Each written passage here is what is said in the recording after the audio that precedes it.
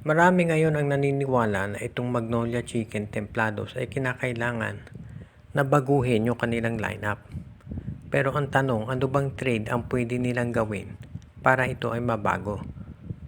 Dahil syempre hindi naman pwedeng basta-basta ka nalang kumuha ng mga players at kailangan piliin mo mabuti yung makatutulong sa kupunan mo. At ang nakikita natin, meron 3 trades na pwedeng gawin itong Magnolia. Gusto lang nating liwanagin, ito ay hindi pa siguradong mangyayari. Ito ay mga trade proposals at suggestions na nakikita natin na pwedeng subukan ng Magnolia. Unang-una dyan, ito si Aris Dionisio i-trade for Jason Perkins. Alam nating napakahusay ng laro ni Aris Dionisio at syempre maraming fans ng Magnolia hindi magugustuhan na bitawan yan. Pero ang Phoenix ay isang independent team. Hindi yan papayag ng palugi na trade. Hindi yan papayag na kunin yung player ng Magnolia na yung hindi na maganda ang laro at yun ang ipapalit mo kay Perkins. Hindi papayag ang Phoenix doon. So kung gustong makuha ng Magnolia itong si Perkins, dapat mahusay na player din ang kapalit. Hindi ito farm team katulad ng Terra Firma at Northport. So malamang kapalit dyan ni Jason Perkins si Aris Dionisio. Baka dyan pumayag pa itong Phoenix Fuel Masters. Ang isa pa nating nakikitang trade na pwedeng gawin itong Magnolia ay kunin itong si Stephen Holt.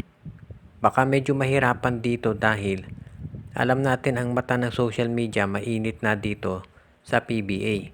At kung itong Terra Firma Jeep sa ganda ng performance nila ay biglang kuhanan ng player ng Magnolia o ng kahit aling SMC team, baka hindi maging maganda reaksyon ng publiko. So sa tingin ko, kung si Stephen Holt ang kukunin ng Magnolia, dapat ang kapalit si Paul Lee. Hindi po pwedeng bench player dahil mag-iinit ang reaksyon ng media dyan.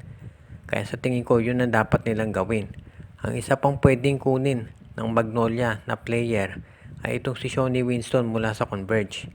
Hindi pa natin alam kung sino gustong kapalit ng Converge dyan, pero malamang itong si Calvin Abueva pwede na dahil hindi rin naman masyadong ginagamit itong si Shawnee Winston. Kung gustuhin pa ng Converge, pakasamahan pa ng Magnolia ng Jackson Corpus. Sa tingin ko, yan ang mga trades na pwedeng gawin nitong Magnolia 5, nitong Magnolia para mapalakas yung kanilang lineup. Siyempre, meron pang ibang players ng Magnolia na pwedeng ma-trade. Katulad of course, ito si Gio Halalo na pabalita na, ito si Jerick Hanmisi, ito si Jerick Balanza. Ibig sabihin maraming players ng Magnolia ngayon ang pwedeng masabing ilagay sa trading block.